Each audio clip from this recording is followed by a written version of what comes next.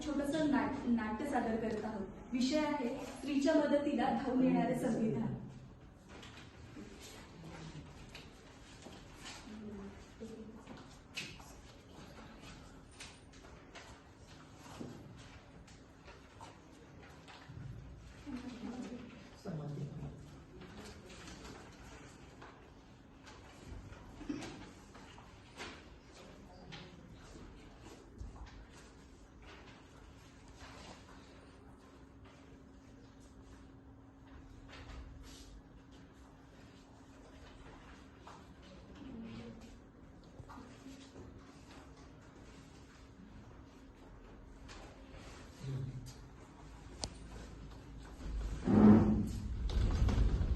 वाचवा वाचवा वाचवा, मला स्वातंत्र्य पाहिजे, मला स्वातंत्र्य पाहिजे, स्वातंत्र्य पाहिजे.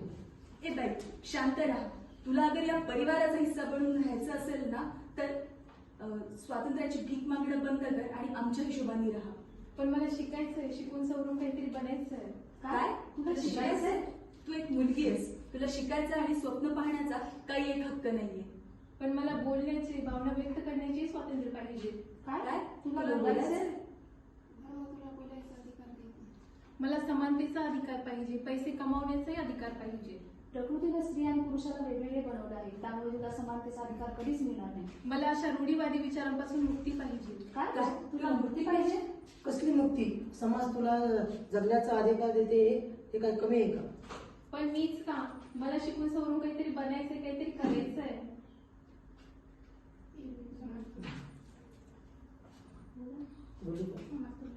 समाज तुला शिकण्याचा अधिकार देत नाहीये.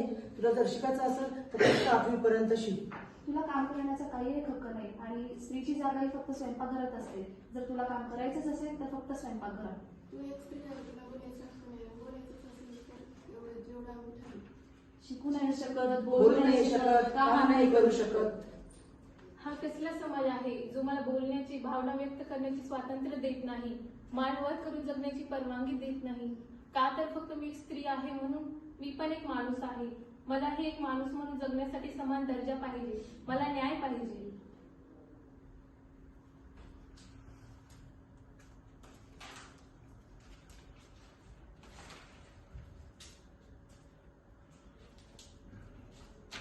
कोण आहेस तू?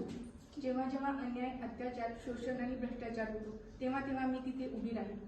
तू आमच्यापेक्षा श्रेष्ठ आहेस का? हो, मी समाज, परिवार, धर्म आणि संस्कृती या सगळ्यांपेक्षा श्रेष्ठ आहे.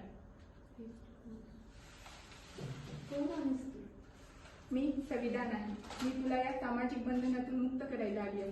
पण ते कसं? या पुस्तकाच्या आधारे. कसलं पुस्तक आहे हे?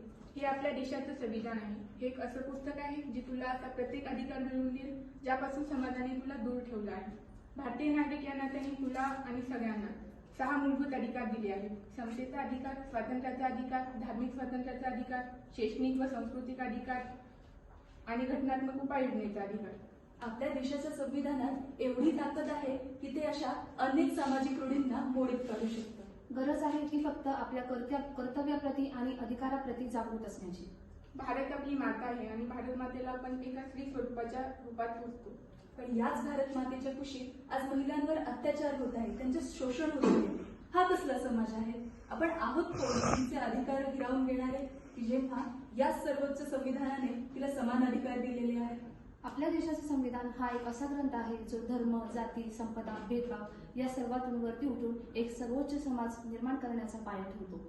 आज पण आपल्या देशात असे अनेक लोक आहेत ज्यांना त्यांच्या अधिकार आणि कर्तव्याचे ज्ञान नाही आणि त्यामुळे ते शोषणाला बळी पडतात.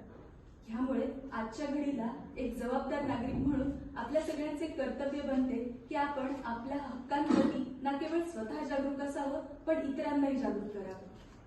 आपल्या मुलीच्या शिक्षणाला मुला एवढेच महत्त्व द्या. मुला मुलीत भेद करण्याचे दिवस केव्हाच संपले हे लक्षात घ्या.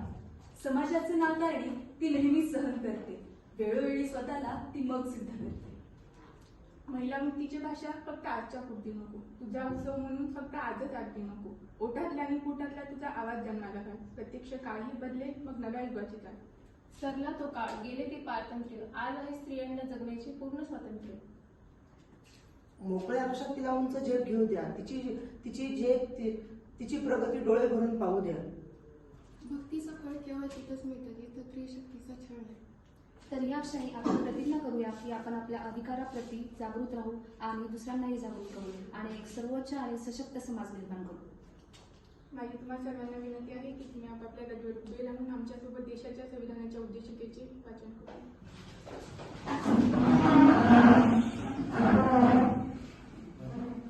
आम्ही भारताचे लोक भारताचे एक सार्वभौम